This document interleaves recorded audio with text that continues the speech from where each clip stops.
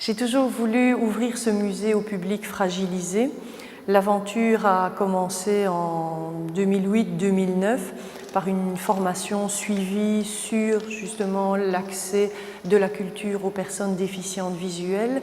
Donc c'est le premier public auquel nous nous sommes attelés et le retour a été tellement positif par l'enthousiasme mis ici au sein de l'équipe, mais aussi par le retour des visiteurs qui sont venus visiter le musée, que l'on a décidé de s'ouvrir à d'autres types de handicaps, comme les malentendants et les déficients mentaux. On a dans le musée une cellule pédagogique qui existe depuis maintenant 3 ans, ce qui nous semblait intéressant et indispensable dans le sens où on a dans ce musée une riche collection de sculptures et de dessins du sculpteur Idelyan Kelevici. Donc c'est un musée très actif avec des activités variées et donc il semble intéressant et évident de transmettre toutes ces activités au public et de le faire vivre. Et donc c'est dans ce cadre-là qu'on organise différentes activités pour ces différents publics. Ce sont à chaque fois des activités spécifiques, donc destinées d'une part au public scolaire, au public familial, au public fragilisé et au public adulte dans le cadre de visites guidées. Donc au niveau des ateliers, eh bien, on a le premier atelier, je dirais qu'on va commencer avec les tout petits, ben, ça va être la manipulation de la terre, essayer de se mettre dans le travail du sculpteur où on sait que le temps est important dans la création d'une sculpture. Et donc un modelage en terre avec une technique particulière qui va permettre de comprendre la terre juste par pression. Alors comme dans la collection, les sculptures sont à la fois en plâtre, en pierre et en métal, donc a été conçu aussi différents ateliers autour du plâtre, à la fois façon relief en plâtre et coulage de plâtre.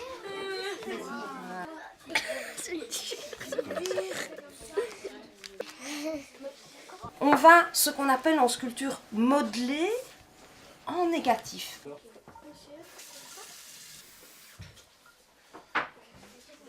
Et puis on a un atelier métal, coulé de métal, en aluminium. Et là, on va passer par toutes les différentes étapes de création. Ben voilà, on part de rien jusqu'à une pièce coulée en métal. Donc on va passer par le modelage, on va passer par la technique du damage du sable avant d'obtenir par coulée, par fusion de métal, une pièce réalisée en aluminium. Tout ce que les enfants vont réaliser, bien, ils repartent avec ce qu'ils ont fait au sein du musée. C'est même si on a des gants. Prenez-le, trouvez-le. Oh, c'est le mien!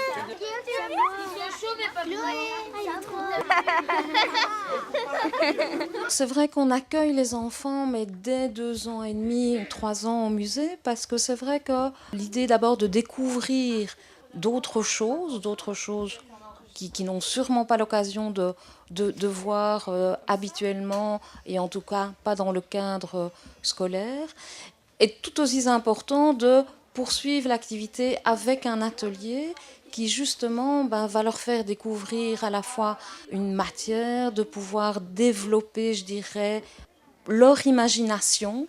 Et c'est vrai que les enfants très vite ont beaucoup de choses à dire et c'est vrai que les activités au musée leur permettent de pouvoir créer.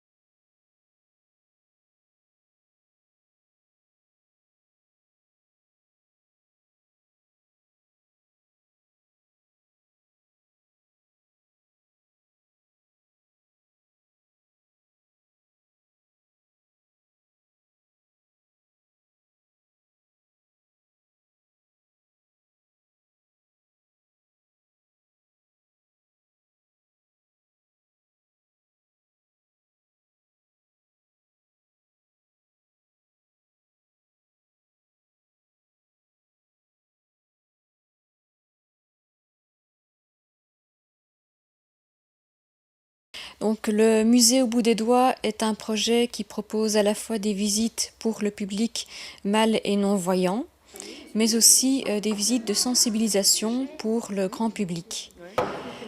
Afin de pallier l'absence de vision, nous utilisons toute une série de dispositifs didactiques comme des plans et dessins en relief, une approche multisensorielle avec par exemple le son de la voix, mais aussi des sons qui sont diffusés dans les pièces pour mettre les visiteurs dans l'ambiance.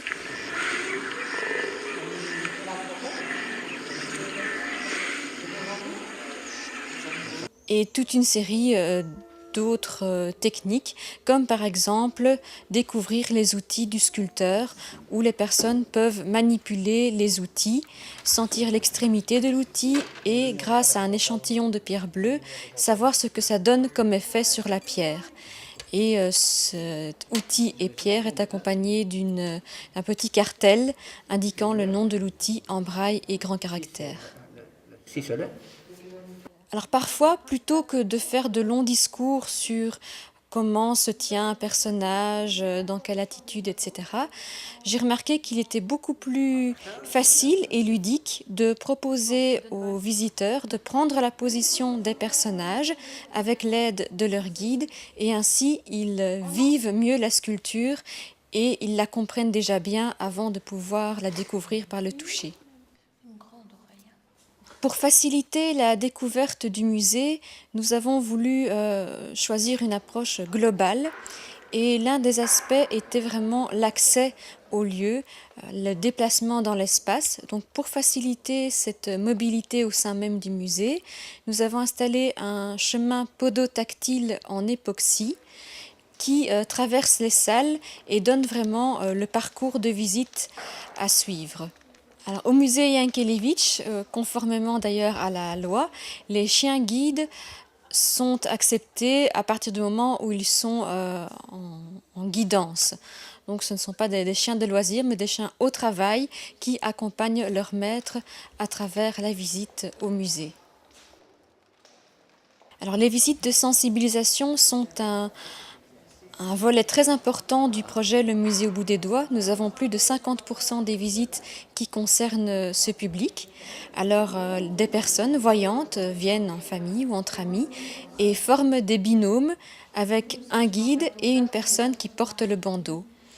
Alors j'explique la technique de guidance et les personnes portant le bandeau peuvent découvrir les œuvres à l'aveugle, et souvent il y a des réactions comme « je m'imaginais pas du tout ça comme ça »,« tiens ça c'est quoi, est-ce que c'est sa jambe, est-ce que c'est son nez ?»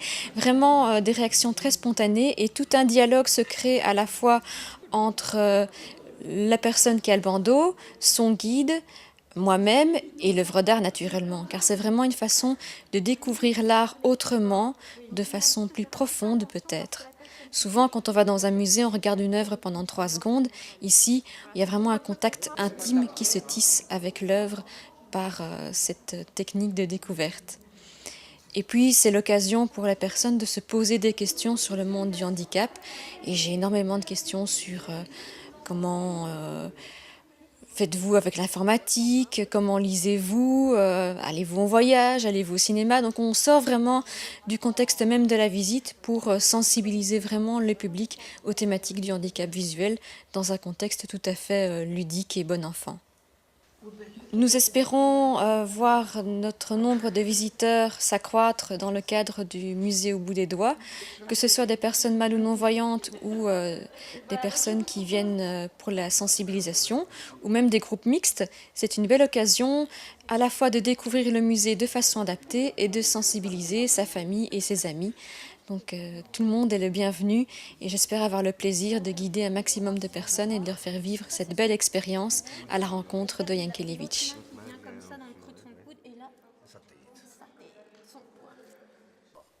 Aussi dans le cadre de ce qu'on a appelé musée malin, donc accueil du public déficient, eh bien on a aussi des ateliers, donc on va adapter à chaque fois à certaines, je dirais, aux spécificités des groupes. C'est vrai, je pense notamment à l'atelier modelage qui finalement, même si on le démarre depuis 2 ans et demi jusqu'aux adultes, ben à chaque fois, il va se passer d'autres choses avec la terre. Dans le cas des visites malvoyants et non-voyants, on propose aussi de prolonger avec un atelier de modelage en terre. La difficulté pour moi dans cet atelier, c'est que tout doit se passer par la parole et dans la manière de pouvoir expliquer correctement comment faire dégager une sculpture de cette boule de terre. Je démarre par la manipulation d'une petite boule en terre, que chaque participant puisse savoir comment la terre va se déplacer juste par pression des doigts. Ensuite, je leur donne une plus grande terre et à partir de là, je donne la thématique qui va être de créer un personnage uniquement par pression.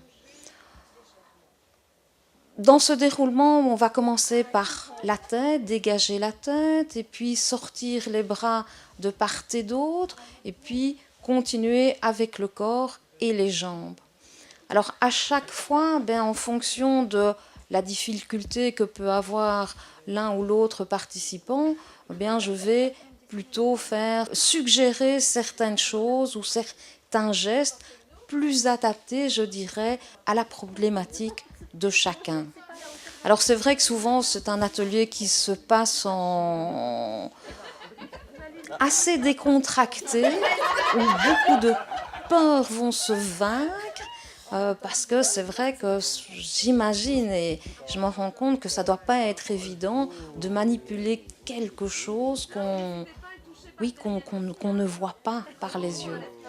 Moi, j'aime vraiment bien manipuler la terre déjà, donc j'ai déjà appris la poterie autour.